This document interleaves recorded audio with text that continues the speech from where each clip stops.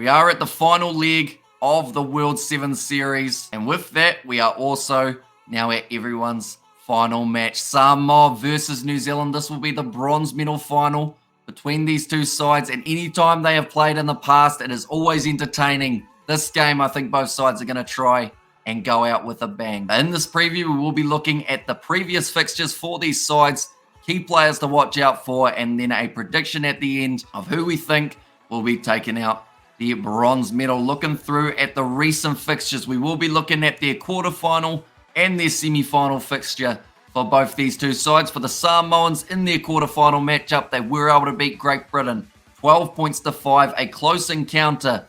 They were able to narrowly get themselves over the line. 2 tries scored by Va'a Apilo-Maliko in that one. Then their next matchup, the semi-final, it was against Argentina. They managed to get themselves 1 try, but unfortunately it wasn't enough. 10 points to 7, Los Pumas were victorious. Samoa had a fair few chances throughout that contest, just not quite able to capitalize on enough of them, and they did walk away with their lowest points in a match throughout this London Sevens, and also their first loss after being on a 4-match winning streak. Then for the Kiwis, they managed to win their semi-final up against the French, 19 points to 17. Went down to the wire as well, but the Kiwis just able to hang on after France were unable to get the last conversion over to take it to golden point. And then their next game in the semi-finals, they found themselves up against Fiji.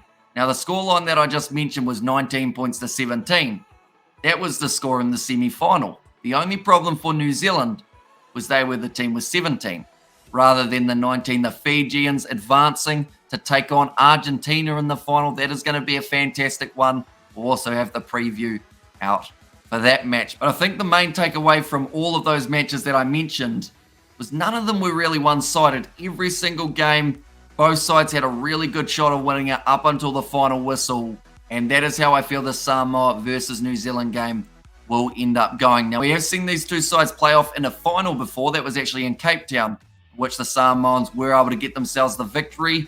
That too was a very close fixture. Looking through, though, at the key players. For the Samoans, I would say Va'a Apilo-Maliko, but I believe he has now got enough tries on the board that they may only give him maybe a few minutes at the start of the contest or at the end.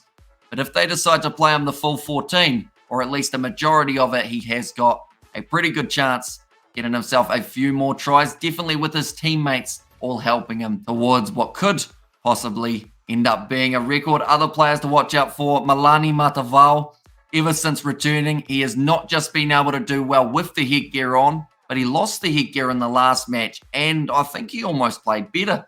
Got into the breakdown, got a turnover for his side, which is something that up till this point we've only really seen from Va'a Apilo-Maliko. So it is great to see Matavao stepping up, taking one of those more senior roles in the side and helping his team towards victories. And then the last player to watch out for, I'm going with Nauli Vai. He is a large individual up against the Kiwis. I enjoy when two big men end up trying to take each other on. It's same when you see those two balls of muscles like a Leroy Carter versus Luciano Gonzalez. But in this case, it's the battle of size. Collier's got plenty of pace. So does Nauli Vai. And I think those two, if they end up going head-to-head, someone is going to be taking a backwards step. But now for the Kiwis, key players to watch out for. I would have had a Coolio Rokalisoa, although it looked like he had some sort of relatively serious injury in that last match up against the Fijians, so I don't believe he will be starting in this contest. He may not even be coming off the bench. Though for New Zealand, they will be looking at players like a Scott Curry,